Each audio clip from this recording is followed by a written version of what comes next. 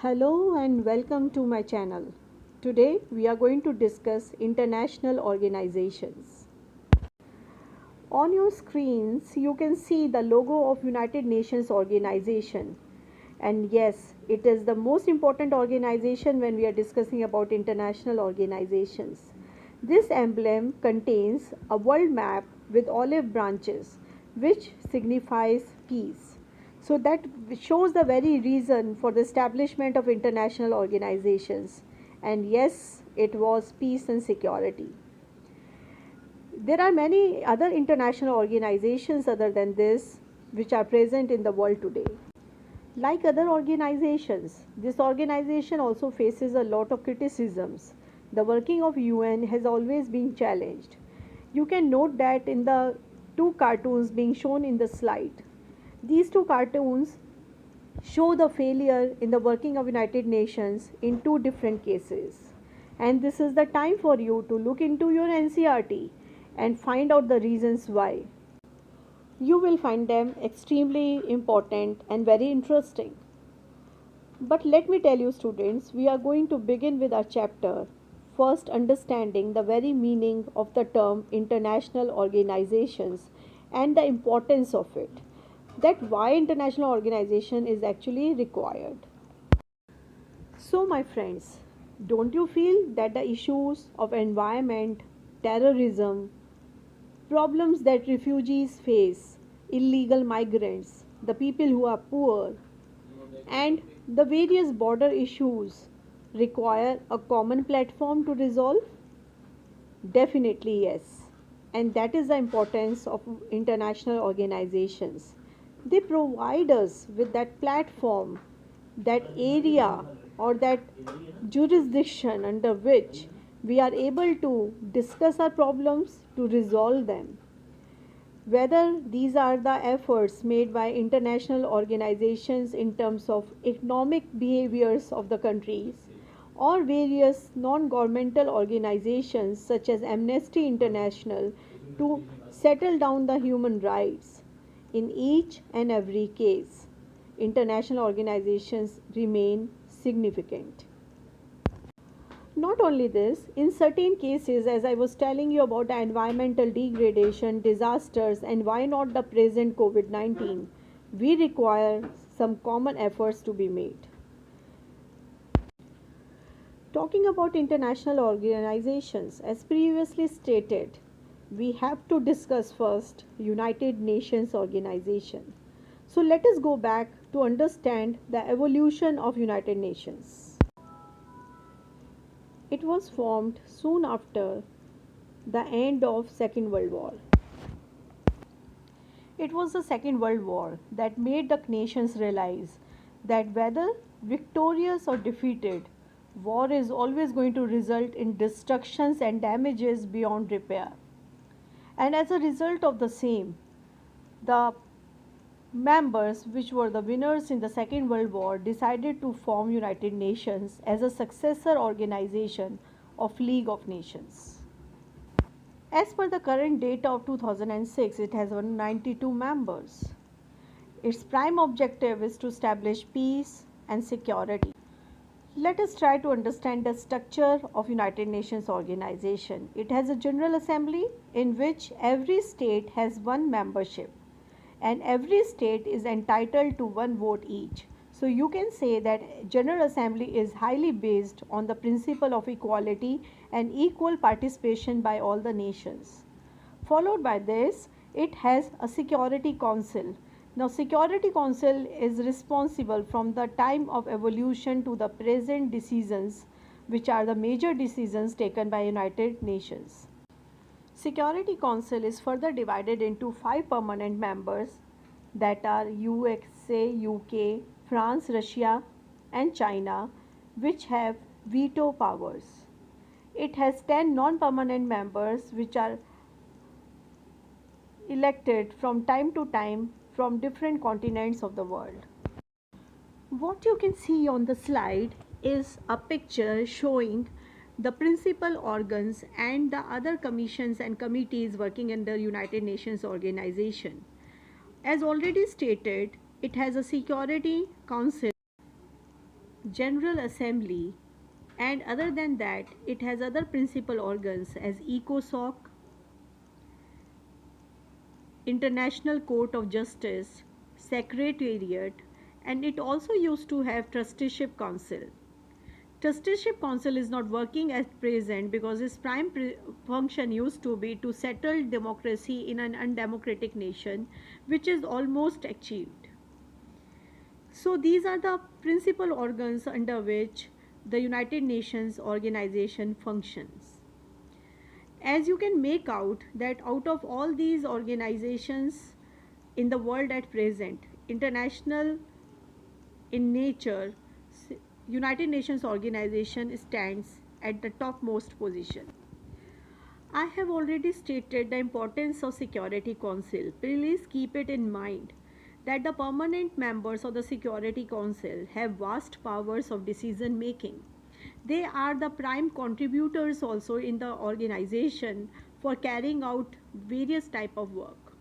And that is the reason that they have the veto power with them. Veto power is a negative vote that they may use against all the positive votes in favor of a notion. And once veto is used, the decision of that veto power is going to remain the final. And you can see in this cartoon that how the veto power has been used by the Security Council from time to time to pursue their personal interest. Veto power has been constantly criticized by the other member nations as they find it biased and partial towards the 5 nations which are permanent. Also, this power has been misused a lot during the Cold War era by USSR and USA. Even not to go far back, you can talk about China curtailing India's position to become a permanent member by using its veto power. And this is the picture of General Assembly, where all the meetings takes place. Other than this, there are some important structures and agencies as you can see on the slide. Now, what are these structures and agencies? These are the various branches of United Nations organization which deals with different issues such as economic, health, education, development, human rights, children's fund, education of the children in the poor regions, scientific collaborations and innovations and whatnot. And that is the reason United Nations organization stand as a web organization comprising of various dimensions of one's life. And that is how the international character of United Nations is worth explaining in this chapter. But I am going to take you a little away from this organization to the other important boxes given in your NCERT. First of all, students, these boxes are a part of your study. They are not the plus boxes that you are going to leave just after giving a reading. Rather, you need to go through with these boxes in details. In the boxes itself, you will be able to see the meaning, the logo, and the current explanation of each and every box given. To tell you in brief, these various boxes are about those international organizations which are so significant that we cannot simply ignore them. It is the time to look into them one by one. And let me tell you that these are also going to come to you as 1-mark questions for writing the full forms. Starting with the first, we have IMF. It is International Monetary Fund. It is an international organization that looks into financial institutions and regulations. It acts as an international facilitator and mediator in providing all the economic benefits to all the nations which are its member countries. Not less than 184 members it has. But the top 10 countries, which are the main contributors, have almost 55% of total votes. That means the decision making powers are majorly with them. Following this, we have World Bank. It was also created soon after the Second World War. The basic idea is to restructure the damaged economic, education, health, agriculture, industries, sectors.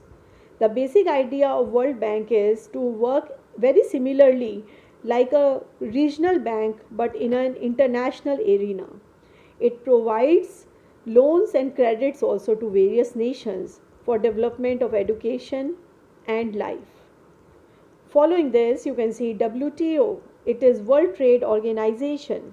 It is again an international organization set up in 1995.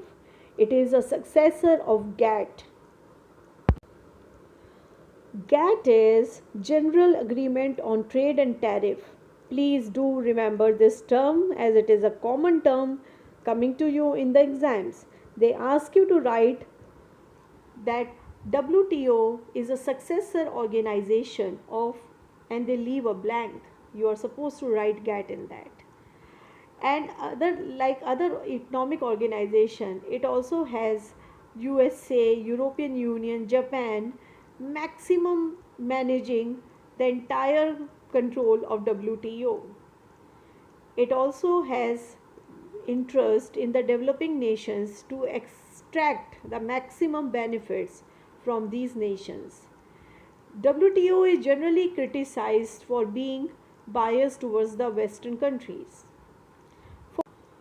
Following this, we have IAEA. It is the International Atomic Energy Agency. I repeat, International Atomic Energy Agency. It was established in 1957, and the entire idea of this agency or this international organization is to sustain peace using the atomic energy. And what you can see in your slide with this interesting logo is one of the most significant human rights organization working at present. This organization, Amnesty International, is popular for campaigning for human rights all over the world. It is this organization which was able to challenge US hegemony in the area of Guantanamo Bay. Time to recall that Guantanamo Bay is a region where USA was keeping and still keeps the terrorists under harsh conditions. No international norms and principles are followed in this region, and it is Amnesty International which stands against such brutal treatments. Not only this, we have Human Rights Watch as another very important NGO working for the benefit of human rights. This organization takes help and brings attention to the problems and the abuses and the cases which are under the issue of human rights. Whether a prisoner is treated brutally in a jail or it is about a child soldier, each and every case has been taken with a lot of efforts to bring peace in the world. And look at this, these are the new added subunits to our course.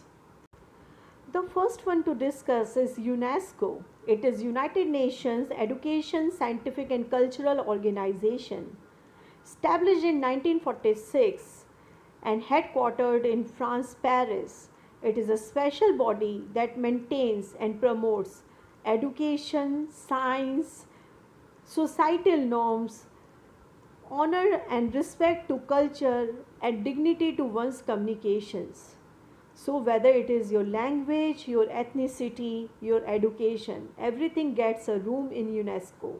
Not only this, this organization pressurizes on technical and educational trainings and independent media so that the right news can come at the right time. And this is the second subunit added. This is UNICEF, the United Nations International Children's Emergency Fund. It was established in 1946 by the United Nations General Assembly, and the main function of this organization is to provide funds, that means in terms of material or money, to the children of the world which are suffering because of any wars or border issues or any internal development problems. This helps and encourages the students' health, children's education, and a better standard of living for all the children in the world. Its headquarters are in USA, New York. Yes, and this is the third and the very important subunit added in our course. And this stands as ILO, that is the International Labour Organization. Founded in back 1919, it is still working very well. Its headquarters are in Geneva, Switzerland.